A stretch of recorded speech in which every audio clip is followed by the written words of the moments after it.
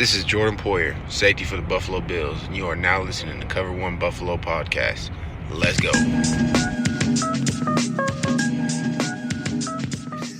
Good evening and welcome to the Cover One Buffalo Podcast. You are joining us for the seventh and final season or series of our run through the Buffalo Bills draft class. And that today I am joined by special guest Christian Page.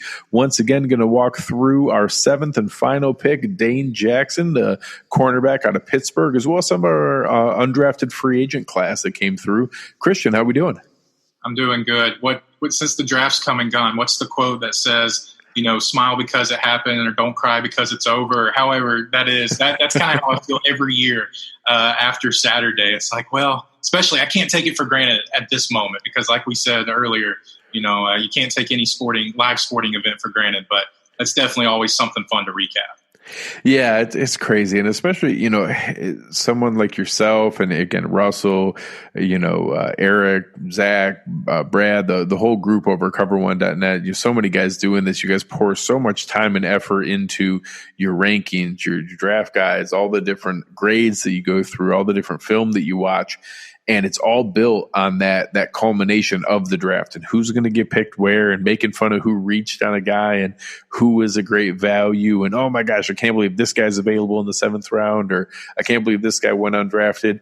And it's just such a whirlwind of 3 days and that everything comes together and you guys work for months and months and months, a whole year on this event. And boom, 3 days, it's done. And now you get into, 364 days is coming back around. So I think today is an interesting one to get into in that, there can still be some gems in the seventh round. I think Brandon Beane talked about in his post-draft presser about that this is where you get into, there is a best player available element, but you're also looking at who has a chance to make the roster, who's got their best avenue to be able to fight for a spot here.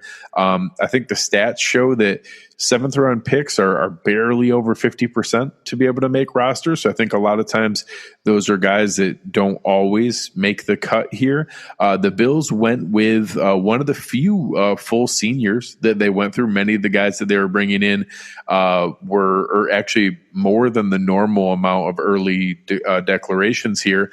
But I know Jackson was the guy that you and I got to see down in Mobile, Alabama, the Senior Bowl. Why don't you give just a high-level overview of what you saw from Dane Jackson and what Bills fans can expect? Yeah, piggybacking off of the Senior Bowl performance, he was a guy that I didn't have much intel coming into the week, but he definitely flashed. And you saw him just play with that aggressive mentality, and that definitely correlates to his film. He's 6 foot, 187 pounds, and so he packs a punch, in my opinion. Maybe pigeonholed more as that nickel guy, but it definitely packs a punch, and he's going to let you know he's there. And that's something you really want to see in a cornerback. And we talked about maybe the mentality of an AJ Epinesa in our first show. Dane Jackson seems to carry that same weight when he's playing the game, and so he has that mentality to go get the football. He has that click and close ability that you really like to see, and he's not going to shy away from contact. He's going to be effective as a perimeter tackler as well in the run game, but he definitely has that route recognition or that overall instincts to kind of function or carry over on the development of the play. But he has that athleticism in his lower half to definitely build on that, to actually react and make a play on the ball. And he was a dominant high school basketball player. I think he averaged nearly 30 points a game at the high school level. And so he definitely has a fun highlight tape, and you can see a lot of that athleticism come to fruition that he also brings to the football field. No, that's interesting. I don't think I was aware that I'm going to have to go search for that after we wrap up here. You talked about it here, 6 foot, 187. I think played around 190. Decent arm length, but a little bit on the lower side here. So again, you're talking about a seventh round prospect. So there's not going to be a flawless athletic profile here. So, I say average to below average in most of the measurables. You see that in some of the comps, although I thought it was interesting that one of the tops was Damon Arnett, was another guy where, again, when you're looking for comps in the Bills system, it's going to be, recognition skills, willingness to tackle, the willingness to come up and be competitive to, if Eric likes to say, fire your gun and be able to, get yourself up in there to stay sound in the run game, but also recognize what's going on and come up and make sure tackles quickly on those crossers, on those bubble screens, on those short hitches, that, you know, you can keep those at the 5 and 6 yard gains and not be able to let it get ahead of you. So it's encouraging to hear that he's willing to do that. And again, one of the few guys who actually did redshirt and then play all 4 years. So coming in a touch older than some of the other guys in the class, a little bit more mature, ready to be able to come in and compete. And I know cornerback was an area that Bills fans were very torn on. There were some who were adamant that it was a primary need, maybe even number one need, with obviously Levi Wallace coming back, the signings of Josh Norman and EJ Gaines. Obviously, there's a fair amount of talent in that area, but, you know, does Josh Norman have anything left in the tank? Can EJ Gaines stay healthy beyond what we've seen the last couple of years where he hasn't been able to stay on the field? Is there anything left in the upside of Levi Wallace, or have we seen his ceiling? And that, you know, some people were hoping to see, as you saw the Christian Fultons of the world fall, the Bryce Halls of the world fall, people wanting to come in and jump in and be able to snag a player like that. With a guy like Dane Jackson and what you saw there, is that the kind of player that you think could develop into a contributing player, whether that be pushing Taron Johnson for a nickel role, developing while you see maybe a season behind the EJ Gaines, Levi Wallace, you know, Josh Norman triumvirate? They're battling for the CB2 opposite Trey White, and that maybe you have something in 2021. What is maybe a positive outlook on his upside long term? Yeah, I really think so. And you talked about the statistics and the success rate of those 7th round picks. I think he would be, the odds would be in his favor, because I think he is a guy that had some, you know, maybe top 5 round entry, given, you know, we talked about scheme fit in our earlier show. And I think if Jackson can find a role where he can play that kind of, not necessarily that alpha male type mentality on the back end in that secondary, but find a role where he can win in those physical situations. You know, maybe that is a 3rd and short, you know, maybe like a 3rd and 6, 3rd and 7. The offense has to get to the sticks, and he's a guy that you want on your front line in that regard. So, you know, going to, you know, just talking about your question and just can he learn under guys that are already in the system? I think so. And I don't have the knowledge of their contract situation, but maybe he is somebody that they could be, or that he could be groomed into, maybe a contributor day one. And then, you know, I think you'll probably see a lot of his athletic traits, a lot of his physical attributes on special teams, because I think he could probably not necessarily be a gunner, but maybe on kickoffs and some punt coverage situations, you're going to see some of that athleticism. And then you'll get maybe, you know, halfway through the year, you'll start to see him on the field a little more, not necessarily crucial situations, but some situations you didn't see him maybe weeks 1 through 8. So I think Jackson has that physical intrigue and just that mentality to make a roster spot and to be a contributor, may not early on, but maybe in that second part of the field or second part of the season, just depending on how the season goes as a whole. Well, and I think honestly, that's as much as you can ask for a 7th round pick, is that, you know, you want a guy who has a shot to be able to make the roster. You want a guy that obviously you're ideally looking for a special teams contributor, and that long term there's some upside in development that he can turn into a rotational player or developmental player long term, and that, you know, simply having him on a 4-year rookie contract, if you get a guy who can be a serviceable backup and a guy who can rotate in, he can push Taron Johnson, he can push for that guy. And even if he turns into a long-term CB4, that he's just that guy who backs up Trey White, and whoever the other corner is has a versatility to play behind the nickel and is just your 4th guy that can step into any of the 3 roles whenever it's called upon. That has value in today's NFL, to be able to have that guy, whether it's a dime set, whether it's a injury replacement, whether it's just ready to go while he's contributing to special teams. I think being able to see that kind of upside matters. So I think it's interesting to be able to add a piece like that. I certainly was one of the people that wouldn't have minded seeing a cornerback go earlier. I was certainly pounding the table to move up for a Christian Fulton as he was falling, to be able to snag him. I'm happy with the Epinesa pick, but I was excited about that opportunity. I'm still a little confused about the Bryce Hall fall, and that obviously I have to assume that was more on the medical side than what we had access to, because I think pretty universally seeing him as a late 5th rounder was was really surprising to be able to see, and that I would have loved to be able to had a chance to be able to snag a player like that there, but now still getting a guy like Dane Jackson this late, I think there's a decent argument to be made that was good value in the 7th round, and that if you get a guy who has a chance to stick on the roster and have a contribution, that's as much as you can ask that late in the draft. Oh, absolutely. Yeah, and going just quickly on the Bryce Hall situation, I guess that was the case. And I wasn't super high on him overall as a prospect, but like you said, falling to that point late in the 5th round, and you maybe would the expectation of him going in that top 4, even late day 2, I think was definitely in the conversation, because his film before he broke his leg and his film back in 2018 was pretty solid overall. There were some things I think he needed to work on and clean technically, but that's just the draft in general. And I know we're about to talk about another guy, that same situation. Trey Adams, the tackle out of Washington, had a lot of upside coming into the year and just years past, but the injury bug caught up to him, and now he's an undrafted free agent. Yeah, that's a perfect segue. So for this 7th and final show of this series, we're going to do Dane Jackson as well as our undrafted free agent class.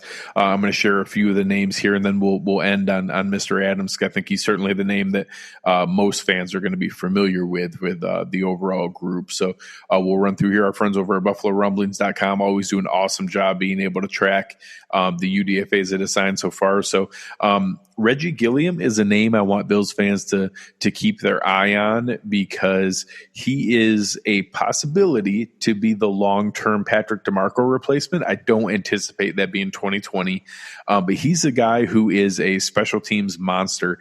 Blocked 4 kicks in the past year, plays fullback, H-back, move tight end, has some ability here. And there's a couple guys that read and said that they think he has some Matthew Slater special teams ability, and a guy that can simply carve out a long-term career as a special teamer. They were actually writing it assuming that they were doing it from the angle that this is the exact kind of guy Bill Belichick likes to draft, and that is going to carve out a long career in the NFL. So I'm excited about having him there. He's someone I'm going to be really targeting to sneak onto the practice squad, and that as Patrick DeMarco's contract expires here, I think he's the kind of guy that you look to be able to add that can be that move tight end, fullback, H-back, special teams guy.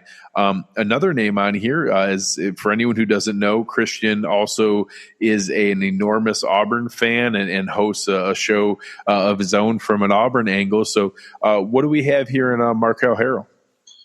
Yeah, he's a multi-year starter at Auburn, and I don't say there's a lot of promise here. I mean, he's still probably on the outside looking in as far as making the spot, but or making the roster, I should say. But overall, he was a pretty consistent piece at Auburn. You saw him used a lot in Auburn's zone blocking scheme. I would say he was pretty nimble with his feet, but he was never much of a liability. I think you saw he was pretty clean in pass protection. There wasn't a tremendous amount of pressure coming from his spot. But he was a pretty good puller out in space. You saw him make a lot of accurate targets at the second level.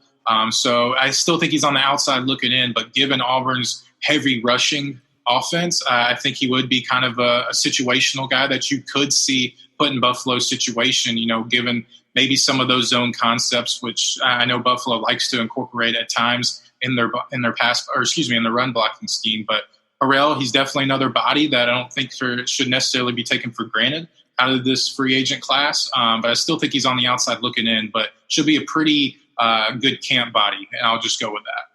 And I think that's the majority of what you're looking for here. I know a few people who are excited about Josh Thomas, and a guy, again, that's probably more on the special team side of things, but I think has some potential there and is, again, going to be an active camp body that's going to push people. Probably more so if we saw some step back or decline or injury from a Dean Marlowe or a Saran Neal, maybe he'd get an opportunity there. Same idea with Ike Brown. I think you're talking about more of a low-end camp body from a coverage standpoint. Antonio Williams is a name some people might recognize watching some ACC ball, seeing a running back from North Carolina. Again, Garrett Taylor, again, maybe some special teams opportunity coming out of Penn State. Brandon Walton, another, I think camp body, but a big guy coming in out of FAU from an offensive line standpoint. And then the one that most people are going to be familiar with is just an incredible fall from grace with offensive lineman Trey Adams out of Washington. If you go back, let's go back 2 years from today, and that you're talking about when they do the silly, future mock drafts the day after the draft just ended. He was a guy that, I'm not exaggerating, I think Todd McShay has a top 5 pick coming out of that.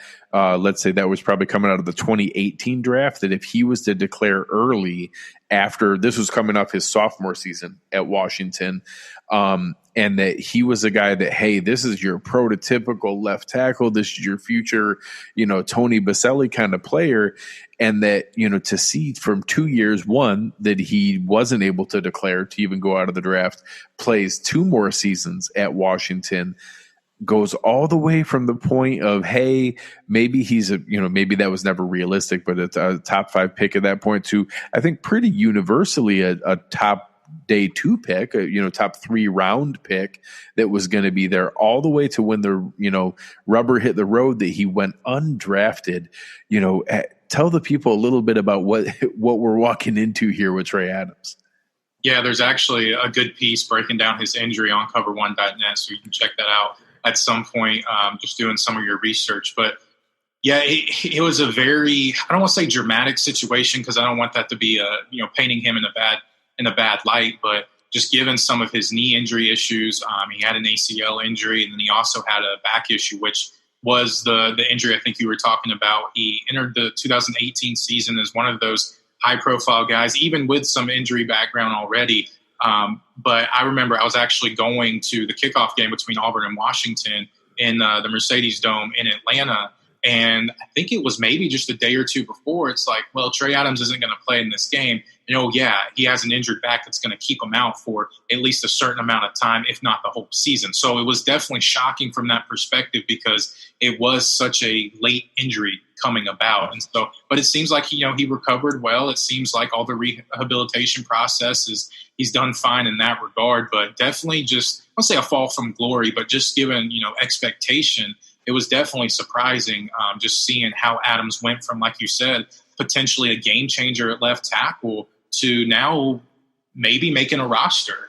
But I think definitely the odds are in his favor of at least making a roster. It may not necessarily be Buffalo, but I think he has that physical intrigue to, of course, make and stick on a roster, at least as a depth piece. Yeah, and so he's the kind of guy that my, absolute preference is going to be. The Bills, invested a ton of money into this health and wellness center. Their coach, we got the strength and conditioning coach of the year award.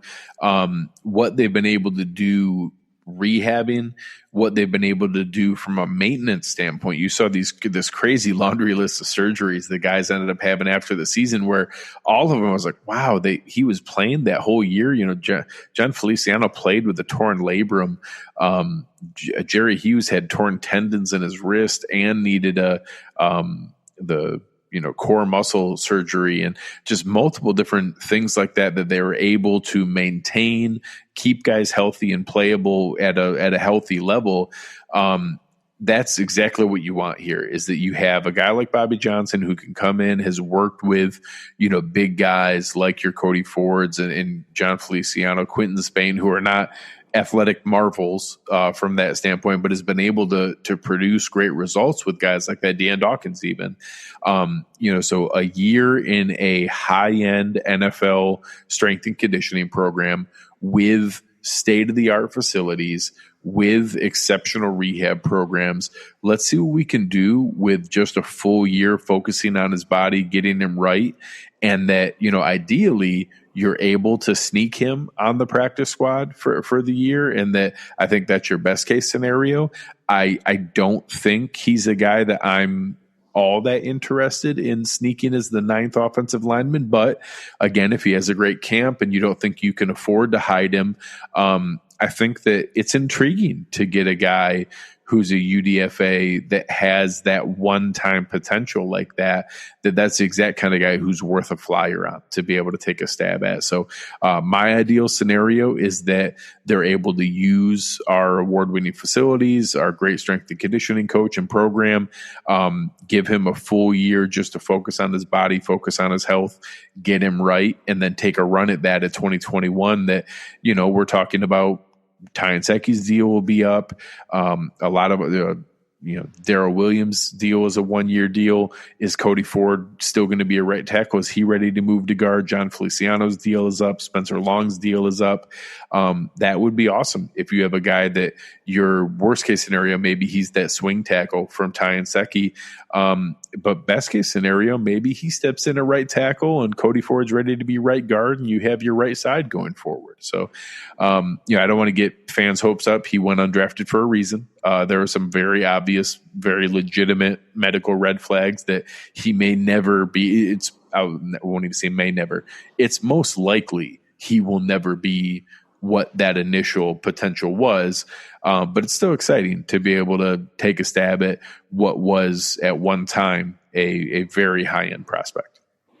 Yeah, absolutely. And we can break down just a little bit of what he brings to the table. But overall, I think his technique is pretty clean. He has a balanced pass pro. And I think as long as he can keep everything in front of him, I know that's the ultimate goal. But again, that's not always reality when it comes to blocking, especially some of the caliber of the edge rushers in the league. But if he keeps everything in front of him, he has enough length there, he has enough power in his hands. But if he has to play catch up, that may be where he has a little bit of difficulty. But overall, you're getting a pretty technical guy. And I think just, those injury red flags is the reason why he went undrafted. And like you said, knee injuries, you're seeing the recovery time. It's not as bad as it used to be, but anytime you talk about a back injury, that's what scares a lot of front office personnel, and it should, because it's something that doesn't necessarily ever go away, and you have to just expect not necessarily chronic issues, but maybe long-term issues. And I hate to point that out about Adams, but he knows it. It's not something that he's dismissed, and you have to own it, go forward, and maybe this is kind of a possibility of rejuvenating his football career. So Adams still brings just a lot of physical intrigue, but if hopefully he gets the clean bill of health, then maybe he can be quite the surprise for the 2020 draft. No, I appreciate that. And I think that it's a good way to look at it, that, give a guy an opportunity, see what he's got, put all your resources you have into it, and maybe you're able to rekindle that. And I think he certainly knows that as well. There's no personal judgment in why he didn't get drafted. I think that, it's simply a matter of health and availability, and that if he's able to get that, maybe we stumble onto something fun here. So, as we get ready to wrap up here, appreciate your time, appreciate Russell's time, being able to dive in and go through this many picks for the Bills. We went 7 picks deep, as well as the UDFA class and everything that we've put into here. Just to give fans listening a preview, what I'm going to be going into next is one show each week. I'm going to do a deep dive into each position group. We're going to do that from a new addition standpoint, losses that came in, where I see the pecking order ranking depth chart falling out, what our contract status is, where we're going to be going forward, where you can see some of those opportunities, where I see some battles for starting spots, where I see some battles for a roster spot, who some potential practice squad eligible guys may be that we want to go after, and who could be Brandon Beane's, cut down day trade target, intrigue that he'll dangle out there to try to recoup some of those draft picks. So just something to look forward to. We'll do one of those each week going forward here as we work our way together through the off season. Make sure that if you're listening to this, you should also be listening to the Cover One Draft Show.